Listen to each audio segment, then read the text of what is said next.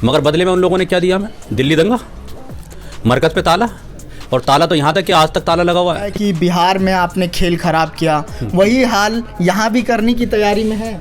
सियासत ने सबके साथ जुल्म किया है, सियासतदानों ने सबके साथ जुल्म किया है। उसमें दबे कुचले लोग भी हैं, दलित समाज के भी हैं, गरीब गुरबा लोग भी हैं। अब मुस्लिम वोट बैंक जो है किसी की बबूती तो नहीं है ना।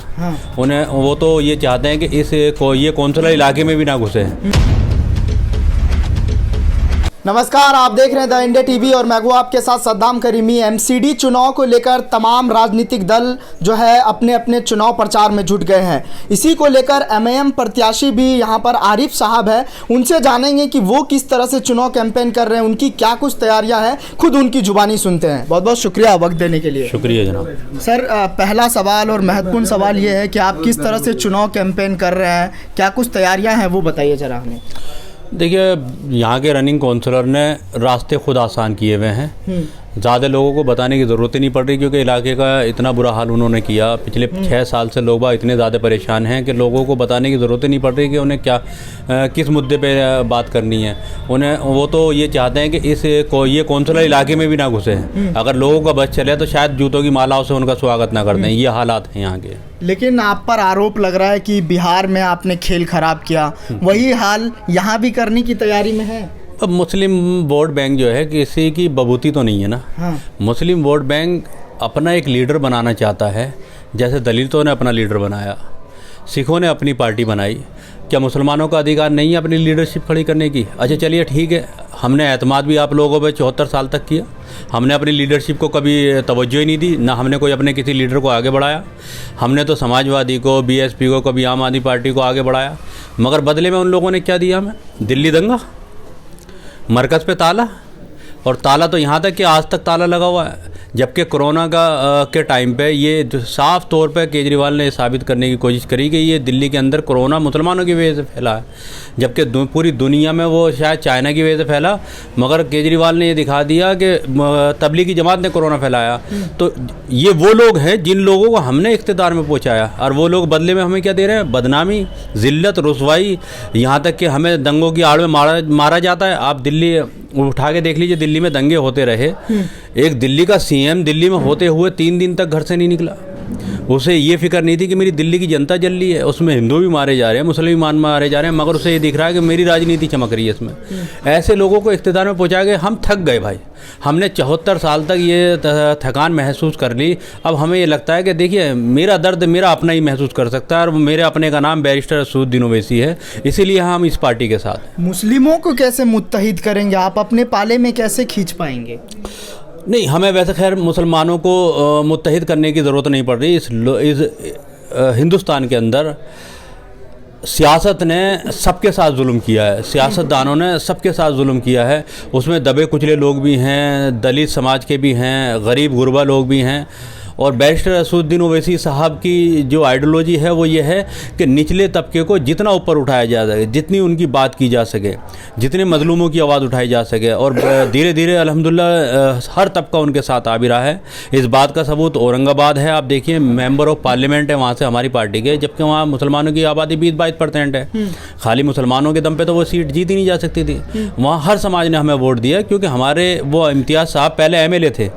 एमएलए से बनकर उन्होंने लोगों का दिल जीता। उन्होंने दिखाया कि ये पार्टी सबको साथ में लेके चलने वाली है। इस वजह से लोगों ने जब दिल जीता तो मेंबर ऑफ पार्लियामेंट बनाया।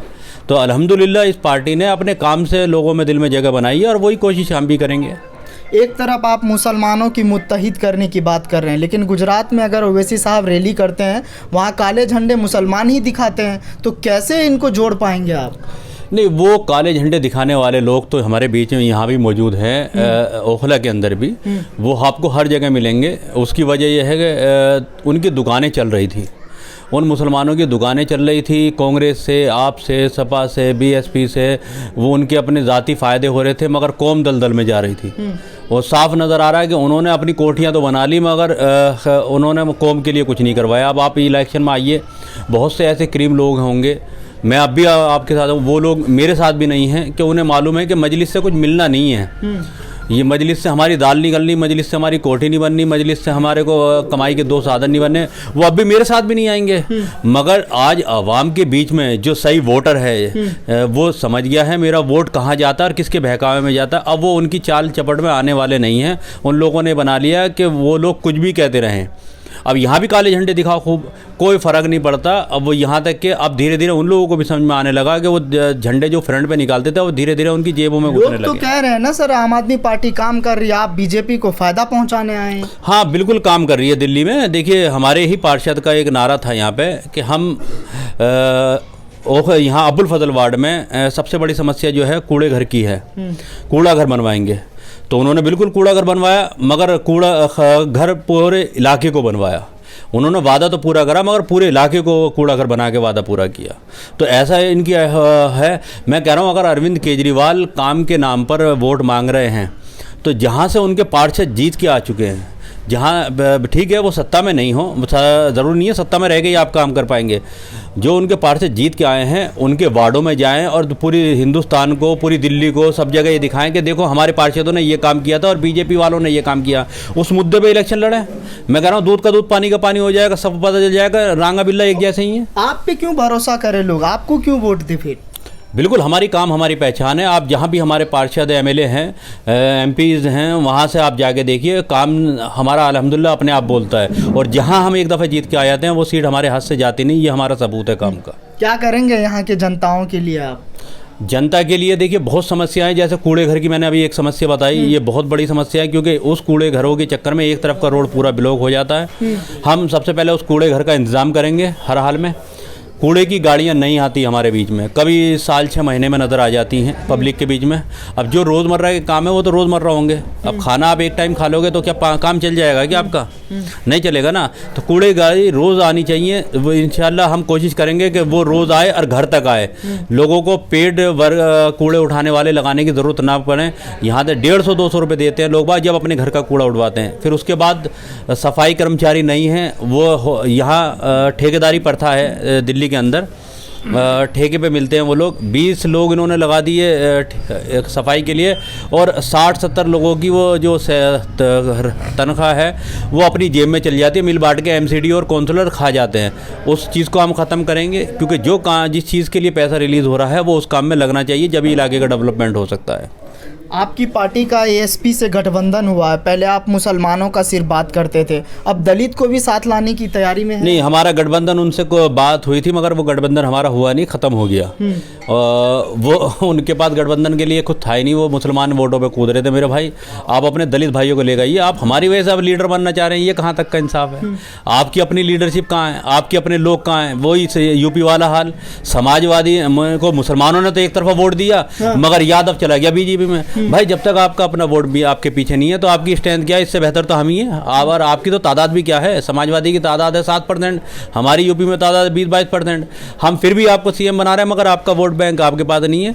तो आपका वोट बैंक आपके साथ होगा तभी आपसे गठबंधन होगा, वरना नहीं होगा। आखिरी सवाल, आप यहाँ से सुरक्षित सीट निकाल रहे हैं? अल्हम्दुलिल्लाह जो असबाब यहाँ नज़र आ रहे हैं, जो लोगों की फ़िक्रमंदी नज़र आ रही है, जो लोगों बागों के अंदर जोश नज़र आ रहा है, तो मुझे लगता है कि मेरी फ़ाइट किसी से नहीं है और अल्लाह ने चाहा हम इंशाल्लाह एक तरफ़ा जीत के जा रहे हैं। वादा रहा दोबारा हम आपसे बात करेंगे? जी बिल्कुल इंशाल्लाह। चलिए, बहुत शुक्रिया हमसे बात करने के लिए। ये हमारे साथ मोहम्मद आरिफ साहब थे जिन्होंने सभी सवालों के जवाब बारीकी अंदाज में दिए, जिनका साफ तौर पे कहना है कि हम यहाँ से सुरक्षित सीट निकाल रहे हैं और MIM की परचम लहर रही है। अपने दिल्ली से सद्दाम करीमी की रिपोर्ट। चैनल को लाइक, शेयर एंड सब्सक्राइब करें और बेल आइकन दबाना ना भूलें।